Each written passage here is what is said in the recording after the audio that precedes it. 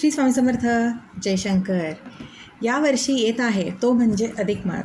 3 वर्षातून हा अधिक मास येत असतो. याला पुरुषोत्तम मास, मलमास किंवा धोंड्याचा महिनाही म्हटलं जातं.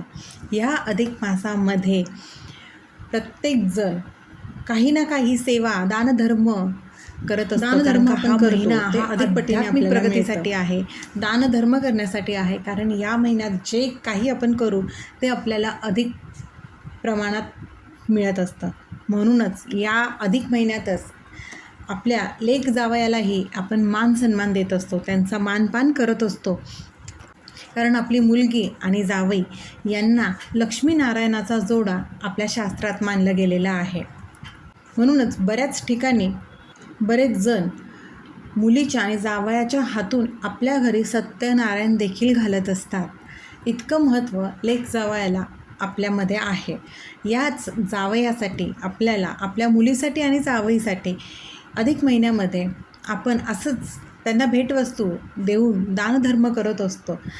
तेच आपल्याला काय द्यायचं आहे तर या अधिक महिन्यात आपल्या जावयाला जे काही आपण गोड पदार्थ किंवा कुठले वस्त्र किंवा चांदीची वस्तू, आता आपल्याला 33 अनारसे किंवा 33 बत्तासे हे देऊन त्यावर चांदीचं निरांजन ठेवून आपल्याला आपल्या जावयाचं लेकीचं औक्षण करायचं आहे.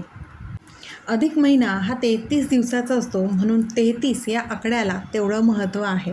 कुठलीही वस्तू देताना, वस्तू म्हणजे अनारसे, बत्तासे किंवा इतर कुठलेही तुम्ही मिठाई म्हणा काही देणार असेल तर 33 या प्रमाणात द्या आणि त्यासोबत त्याच्यावरती चांदीचं निरांजन हे ठेवा. जर चांदीचं निरांजन द्यायला जमत नसेल तर तांब्याचं निरांजन दिलं तरीही चालतं.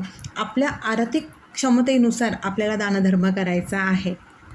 आपल्याला स्वतःला झेपेल या पद्धतीनेच आपल्याला दानधर्म करायचा आहे.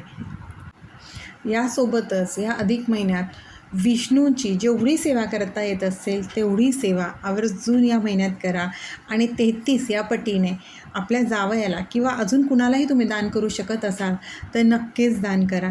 आणि जे काही कराल सेवा, दानधर्म त्याचं नक्कीच तुम्हाला अधिक पटीने फळ मिळेल. कारण ही वेळ, हा महिना फक्त 3 वर्षांनी येत असतो. ज्या 3 वर्षात म्हणजे त्या 3 वर्षांनी येणाऱ्या या महिन्यामध्ये आपण जी काही सेवा आपल्याला अधिक पटीने फल देणारी असते, तसेच आपल्या मुलीला चांदीची जोडवी आवर्जून करावी. श्री स्वामी समर्थ. अशक्य ही शक्य करतील स्वामी.